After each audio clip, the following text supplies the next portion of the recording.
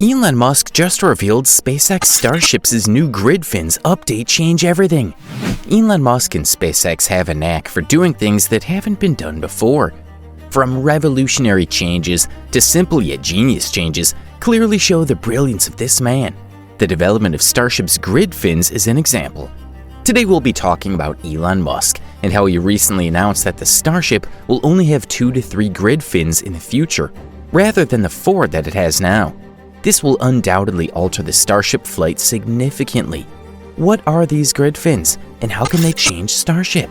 Well, stick around to the end as we answer these interesting questions and more as we delve into the details surrounding the new grid fins. Without further ado, let's begin the video. The grid fins might sound like revolutionary change, however, it is all thanks to Elon Musk. He is the one who introduced the idea, along with the people over at SpaceX, and devised a method that used grid fins rather than flap, which most companies used at the time. This out-of-the-box thinking is what led to its creation. Speaking of which, let us start with the brain behind the grid fins and what these fins are exactly. Thanks to a recent Elon Musk interview, we have a grid fin update which is significant. On bombs and rockets, grid fins are a sort of flight control surface. A grid fin is a box with a lattice of smaller aerodynamic surfaces. They're frequently compared to waffle irons or potato mashers due to their unusual design. They were first used by SpaceX on the Falcon 9 rocket in 2014. For the first time in late 2015, the grid fins were able to assist in the control and landing of a Falcon 9 rocket. This was a significant achievement that increased SpaceX's confidence in design. At the very top, there are 4 enormous grid fins. Musk, on the other hand, claims that they've shrunk and that the grid fins are substantially better than before and that they're a lot lighter. We don't need 4. I believe we could get by with 2 and definitely not more than 3. Even with grid fins, they'd be moving to aspirationally 2 grid fins, but not more than 3, with the third one being small. Obviously, this is critical. Remember Elon Musk's Tim Dodd tour from last year? Although the dry mass of the Super Heavy is a shifting target, Musk stated that it should be under 200 tons. The engines, including mounting mass, weigh 2 tons. The fuel tank and liquid oxygen tanks weigh around 80 tons, and the inner stage weighs about 20 tons, with 4 grid vents weighing about 3 tons.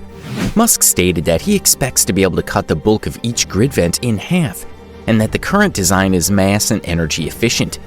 He went on to say that everything is currently excessively hefty, including the avionics grid millions in batteries.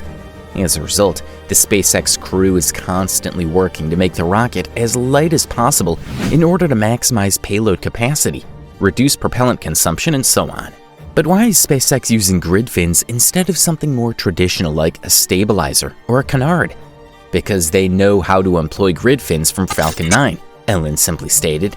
Indeed, SpaceX has had great success with the Falcon 9 design, launching 7 Falcon 9 flights in less than a month, a feat that no other firm has accomplished. Grid fins are also more consistent than flaps as you transition from hypersonic to supersonic, transonic, and subsonic speeds. So you'll go through these various marker regimes, and grid fins are far more consistent than wings. The center of pressure on any flat surface varies dramatically when you go from supersonic to subsonic, especially as you reach subsonic. After all, it'll be fascinating to learn why our super heavy grid fins are so crucial. Grid fins have 3 major missions for Elon Musk.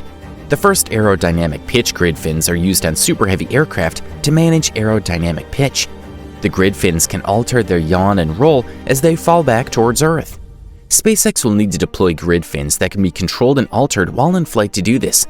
Because of SpaceX's landing design, tiny changes in the grid fins while falling can point to the 70-meter-tall rocket in the appropriate direction, which is required for Super Heavy. SpaceX wants to not only reuse the booster, but also catch it. This move necessitates extreme accuracy and leaves little opportunity for error. SpaceX requires as much control as possible to guarantee that the booster is accurately positioned when it tries to be caught. On the way down, the grid fins will help supply some of that accuracy. So, are you guys enjoying the video? Here comes another challenge. What are the plans for the grid fins? Will these make the descent of the spaceship under control? How far is Elon Musk willing to make the spaceship better equipped with handling intergalactic journeys? Second, keep the descent under control. Another advantage of grid fins on Super Heavy is that they aid in descent control. They will not only be capable of assisting Orient on the way down, but also of slowing it down. Super Heavy will be exceedingly fast on the way down, but it'll be much lighter than at liftoff because the upper stage will be detached and the majority of the propellant will be spent. Despite the grid fin design, they will still generate drag, which may help slow the booster down on descent before a landing burn. The fins will also be distinctive in that they will not be able to fold, meaning they will be completely extended rather than tucked away when launched. Because of the incredibly heavy strength and bulk, this will not be a problem for the ascent. The combined weight of the Starship and over 30 Raptor engines will dwarf any drag created by the fins. This is also one of the reasons why the fins are so large and constructed of steel. This is required to endure all launch and landing forces. They must work on not just one launch, but many more in the future. Third, a catch point. A catch point is another advantage of the grid fins. One of the most unusual advantages of Super Heavy grid fins could be this. As I've stated, SpaceX intends to grab Super Heavy in mid-flight. To do this, SpaceX built two gigantic metal structures known as chopsticks. These massive metal structures will be attached to the launch tower and will be able to move up and down as well as open and close. They'll close in under the grid fins and snag the booster after Super Heavy has slowed down and is just between the arms. The grid fins are also planned to be part of the Super Heavy that'll be caught by the massive metal arms. The incredible heavy grid fins are designed to support the booster's weight and enable the capture.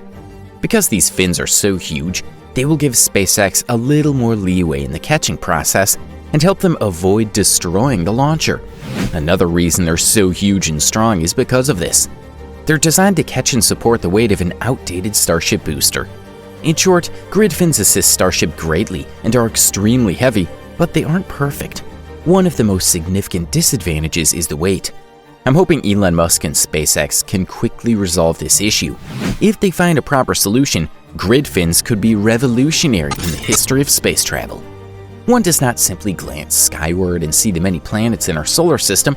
The announcement of the Starship's new grid fins has opened many possibilities for SpaceX.